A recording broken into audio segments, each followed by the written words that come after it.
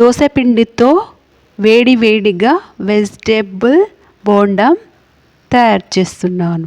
Hello అండి, అందరికీ నమస్కారం.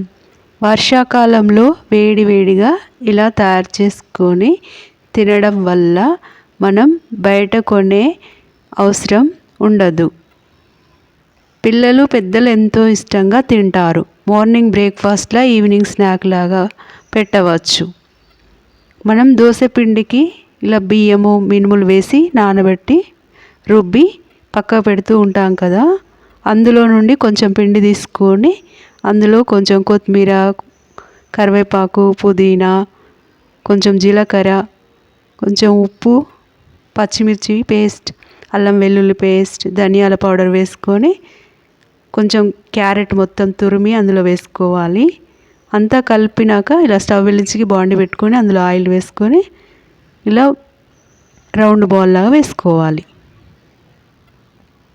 చూడండి ఎంత బాగా వచ్చాయో. ఇలా సర్వ్ చేసుకోవచ్చు.